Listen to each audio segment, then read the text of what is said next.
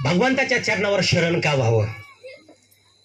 समुद्राच्या कडेला प्रभू रामचंद्र आणि वानर सेना उभी होती आणि आकाशमार्गे विभीषण आला, रावणाचा भाऊ, दुश्मन पार्टीतला. आणि हे लांबून सुग्रीवनं पाहिलं, हनुमंतरायानं पाहिलं, जामवंतानं पाहिलं आणि प्रभू रामचंद्राकडे आले. देवा देवा, दुश्मनातल्या पार्टीतला, त्या समोरच्या पार्टीतला माणूस आपल्या वार्डात आला, येतोय. बातमी घेऊन गेले, देवा तो येतोय, विभीषण रावणाचा ज्याच्या बरोबर युद्ध करायला चाललं त्याचा भाऊ आहे, तो येतोय. त्याला संपवायचं का म्हणे, मारायचं का म्हणे, सांगा. प्रभू रामचंद्राने सांगितलं, अरे थांब जरा, घाई करू नको. समोरचा माणूस, हा समोरच्या पार्टीतला उमेदवाराच्या जवळचा बरोबरचा माणूस जर आला तर तो कशा करता येतोय ते पण पाहिलं पाहिजे ना. समोरचा जे उमेदवार उभा आहे त्याचा जर भाऊ जर आपल्याकडे आला, अख्खं पॅनेल वन साईड ना महाराज. म्हणून तो कशा करता आला पाहू द्या म्हणे, एकदा येऊ द्या त्याला.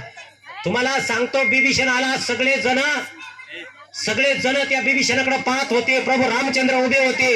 आणि तो तुम्हाला सांगतो माता मावल्यांनो, बिभीषण आला आणि आल्या आल्या प्रभू रामचंद्राच्या चरणावर दंडवत केला, प्रभू रामचंद्राच्या पाया पडला. आणि प्रभू रामचंद्राच्या बिभीषण पाया पडल्यानंतर प्रभू रामचंद्राने त्याला आशीर्वाद देऊन टाकला, या लंकेश या.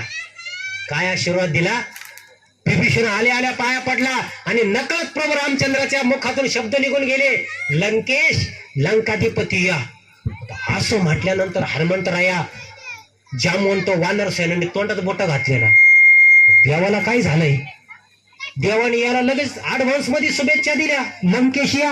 अरे आपल्याला अजून पलीकडे जायचं, रावणाबरोबर युद्ध करायचं, लंका जिंकायची. प्रभू रामचंद्राने ऍडव्हान्स मध्ये शुभेच्छा देऊन टाकला, लंकेश या. रावलं नाही ना, सुग्रीवांना रावलं नाही. सुग्रीव प्रभू रामचंद्राकडे गेले, सुग्रीव म्हणतायत, देवा, अहो देवा, अजून आपल्याला लंकेत जायचं, रावणाबरोबर युद्ध करायचं, लंका अजून जिंकायची, तुम्ही ऍडव्हान्स मध्ये ती सांगून टाकलं. उद्या जर देवा आपण जर हारलो तर काय करायचं? प्रश्न बरोबर आहे ना.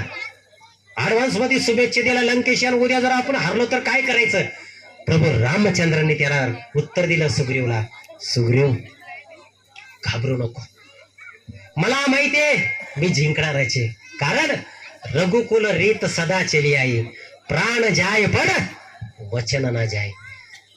आपण जिंकणार आहोत, पण यदा कदाचित जर आपण हारलो, माझी नगरी मी त्याला देऊन टाकेल, घाबरू नको. म्हणून मला सांगायचं काय आहे माता माऊल्यांना,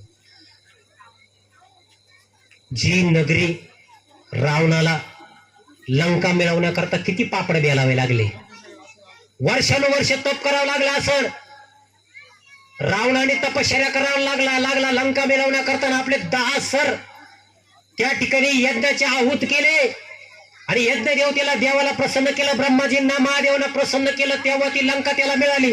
हजारो वर्ष तप केलं तेव्हा ती लंका मिळाली. म्हणजे ती लंका मिळवण्याकरता रावणाला किती तप करावं लागलं, हजारो वर्ष.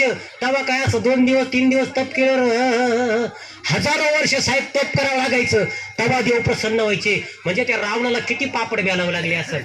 पण बिभीषणाला फक्त एकदा प्रभू रामचंद्राच्या चरणावर एकदा दंडवत केला, लगेच लंका मिळाली ना महाराज. म्हणजे तुम्ही देवाला जर एकदा शरण गेले तर तुम्हाला जे गोष्ट मिळवण्याकरता हजारो वर्ष कष्ट करावे लागतात ते एका क्षणात मिळतात. म्हणून देवाला शरण गेलं पाहिजे.